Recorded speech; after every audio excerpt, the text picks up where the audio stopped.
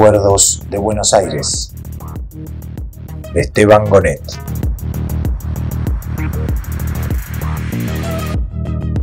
El primer álbum fotográfico. Hoy nos remontamos al año 1857, cuando un joven de 28 años llamado Esteban Gonet llegó a Buenos Aires proveniente de Francia, su país natal.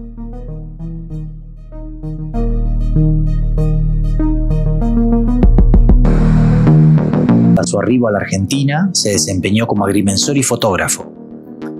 Durante la década de 1860, participó en la medición y parcelación de numerosas localidades del interior bonaerense, logrando que su profesión y su pasión se complementen, al usar fotografías sobre campos, propiedades o accidentes geográficos que le posibilitaban dar cuenta con mayor detalle de sus labores topográficas.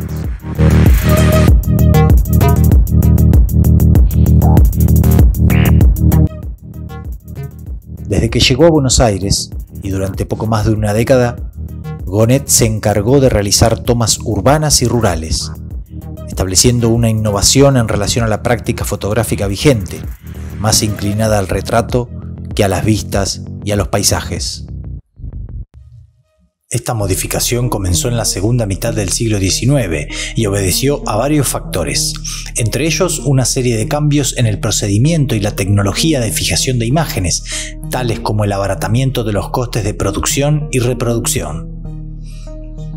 Además, los avances tecnológicos en los dispositivos produjo una reducción dramática de los tiempos de exposición, pasando de unos pocos minutos en la década de 1830 a unos pocos segundos en la década de 1860. Era posible producir imágenes más rápidamente.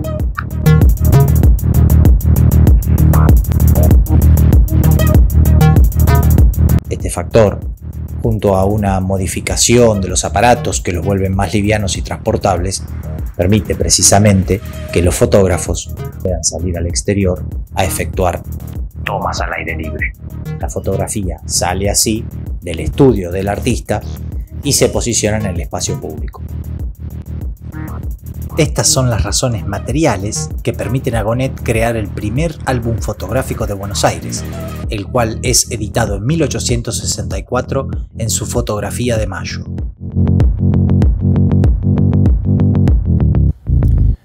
Debido a un error de atribución y a los vaivenes de la labor historiográfica, la figura de Gonet era completamente desconocida hasta inicios del siglo XXI, cuando dos investigadores, Abel Alexander y Luis Príamo, recuperaron al creador del primer álbum fotográfico de la ciudad de Buenos Aires. Aunque este objeto ha sido analizado en otras ocasiones, aquí propongo una mirada que atraviese al autor y su producción, entendida como una creación eminentemente moderna y sensible.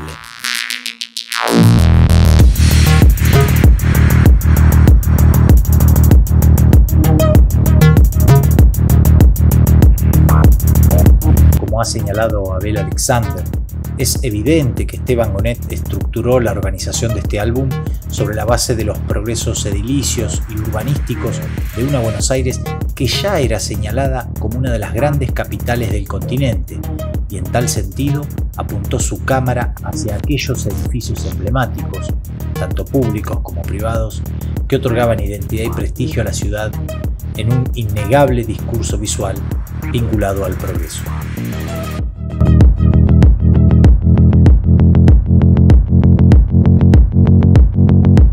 Considerado en clave histórica, Recuerdos de Buenos Aires se inscribe como parte de un nutrido acervo icónico que posó su mirada sobre los hábitos locales, describiendo las singularidades de estos espacios y sus habitantes, una práctica muy extendida en la primera mitad del siglo XIX, a la cual nos referiremos en próximos videos. Por ahora, cabe marcar que en términos iconográficos, las imágenes sobre usos y costumbres bonaerenses, tanto de la ciudad como del campo, remonta sus orígenes a las vistas de Fernando Brambilla y Émeric Essex Vidal a comienzos del siglo XIX e incluso antes.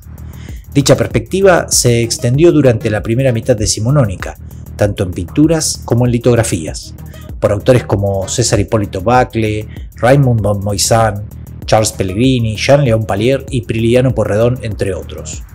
En lo que a imágenes técnicas refiere, vale señalar los daguerrotipos realizados en 1850 por Charles de Fort-Frédéric, pistas dedicadas al centro de la ciudad, o las fotografías de Edmond Lebel, Adolfo Alexander, Rafael Castro Ordóñez o Benito Panunzi a finales de la década de 1860.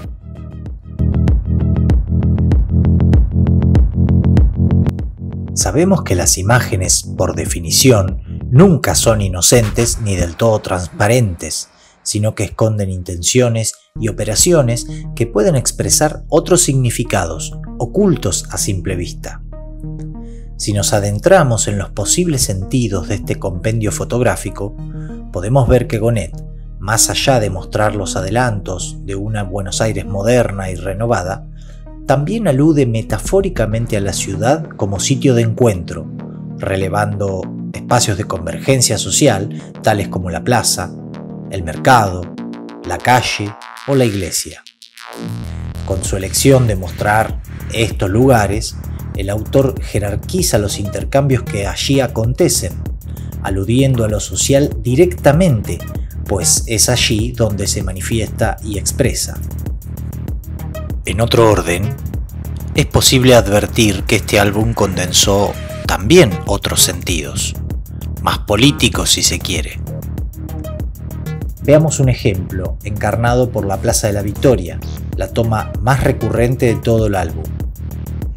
A simple vista, la fotografía no expone nada singular, excepto por el hecho de que, como dijimos antes, es un espacio de convergencia social que, llamativa y paradójicamente, carece de personas. Esto es relevante si lo comparamos con la primera imagen técnica tomada sobre el lugar, producida en 1854 por Charles de Fort-Frédéric. Entre una toma y la otra transcurre una década. Es el mismo lugar, pero los sentidos son bien diferentes, pues mientras una está llena de gente, la otra carece de personas, predominando en cambio la vegetación.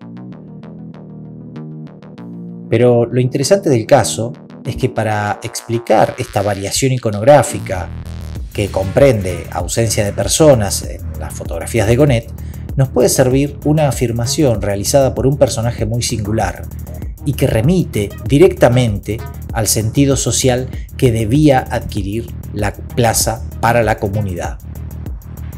Escuchemos pues a Domingo Faustino Sarmiento en las páginas de El Nacional. Todas las plazas de las grandes ciudades están decoradas de verdura, y si nos parecen embarazosos los árboles en las nuestras es porque tenemos la idea de que las plazas son destinadas a procesiones y paradas militares.